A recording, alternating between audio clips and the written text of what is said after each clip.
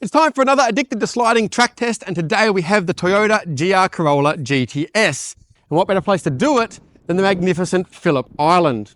Before we get stuck in, like, subscribe to the channel, and give me a comment down below with the cars you want to see me track test. First things first, this is the pre-facelift GR Corolla. I'll do the new automatic variant in due course. As such, we have 221 kilowatts and 370 newton meters from the 1.6 litre 3-cylinder turbo engine fed to all four wheels. The 6-speed manual has a shorter diff ratio than the Yaris to try and account for the extra weight, and the claimed 0 to 100 time is 5.3 seconds.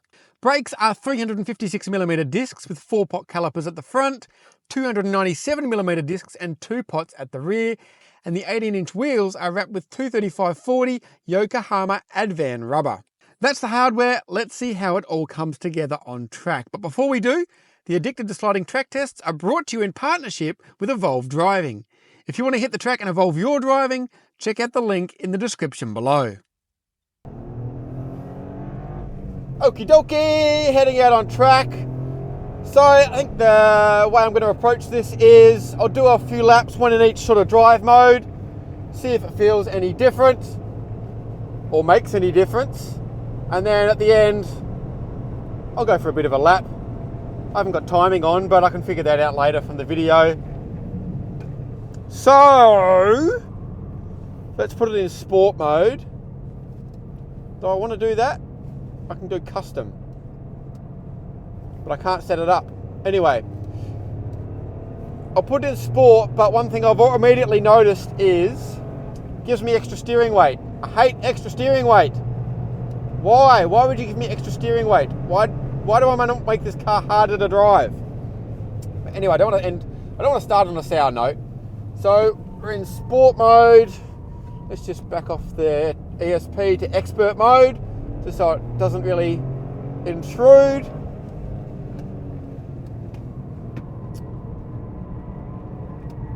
Feels all good so far. We've got a bit of tyre squeal, but I mean the first thing is, let's just deal with the basics, right? Before we get into the mode specific stuff and see if that makes any difference. This engine is outrageous. Every time I drive one of these, I just cannot believe this engine. The size, like 1.6 litre 3-cylinder, you think, eh. Especially in a car, in a Yaris, fair enough.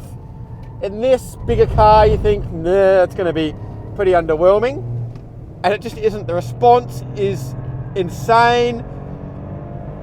It's got heaps of power, all the way to 7 grand. Sounds good, or at least sounds interesting.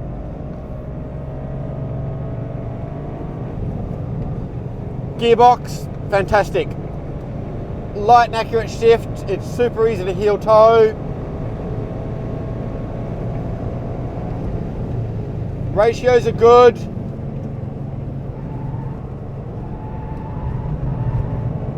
Woo!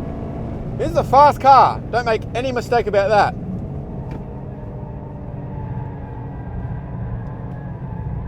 Is it as fast as a GR Yaris? Given the weight penalty, probably not. They have livened it up a little bit with the shorter gear ratios.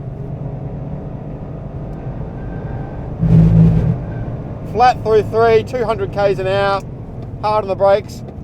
Brakes feel great. Trail the brake in like that. But look at that, coming out, I can carry third through the hairpin because it's got torque. There's no lag. How have they done this? It's witchcraft. Now the key point with the GR Corolla is, unlike the base Yaris, you can only get this thing with the LSDs, and like the GR Yaris, just makes such a big difference to this car's behaviour. So at the moment I've just got it in the regular mode, I think. So let's put it in sport and see if that makes any real difference to the behaviour of this thing. So this changes it from a 60/40. I mean, it's a bit deceiving because the car is always shuffling power around, right? So it's not like it suddenly just keeps it at 60-40 or 30-70 all the time. But it's basically a nominal split. So really we have more rear bias now. So let's do another lap now with the drive split set to sport. Brakes feel good. We're a bit unstable under brakes there. Downhill into 1. You can lean on this thing really hard.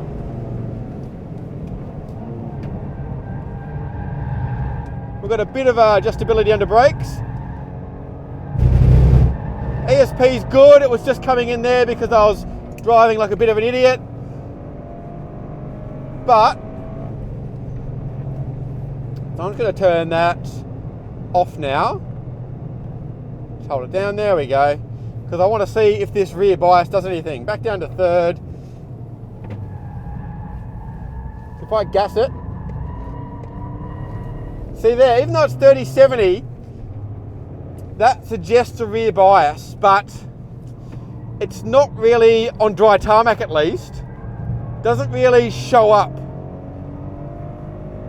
I have driven this thing before on track and the GR Yaris as well, and I don't know, maybe your experience has differed, but you change the drive modes and it doesn't really feel that much different, partly because I think, as I said, the car's always shuffling the power around for what it needs to do.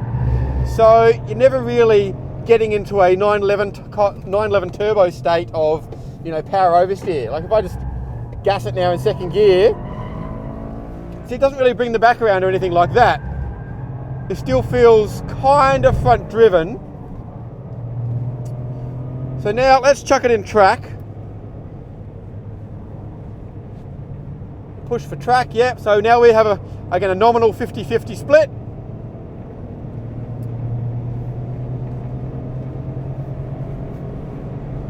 So I'll explain what the car's doing in this track mode, and then I'll go for a bit of a proper lap and see what happens. Back down to 4th gear for turn 1. You can lean on this car very, very hard. The tyres feel good. They're fairly aggressive in their turns, in their kind of, especially in their sidewall construction. They're squirming around a bit. I would like to have it on cup 2s with maybe a bit of alignment. Are we flat through 3? Yeah, we're flat through 3, 200 k's now. That's pretty impressive. Brakes feel good. Out might break myself there. That was silly. We'll just take a late apex instead. It's a quick car though. It is a quick car. Can we trail some brakes in? Yeah, the rear does move. It's quite adjustable on the throttle. If you have the car up on its tiptoes and then give it a sharp lift, the rear, or I guess more accurately, the nose will tuck in to help sharpen your line.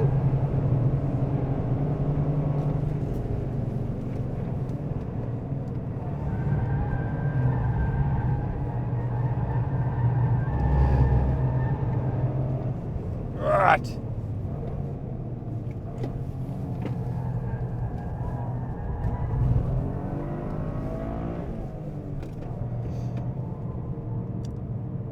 Okay, so now I'm just going to head back in, give the car a quick breather, then we'll head out for a quick lap. Okay, coming onto the main straight to start the fast lap. I'll be honest, it wasn't the best lap, starting with the first turn when I go down to 4th and then back up to 5th again. And in general, the car just felt to lack a bit of tyre grip. Maybe they were getting a bit old and a bit hot, and I don't think I did a great job of exploiting that. Nevertheless, it was a relatively clean lap, so it's fairly representative, but certainly the car could probably go a little bit quicker with a neater effort. Other than that, let's enjoy the GR Corolla at Phillip Island.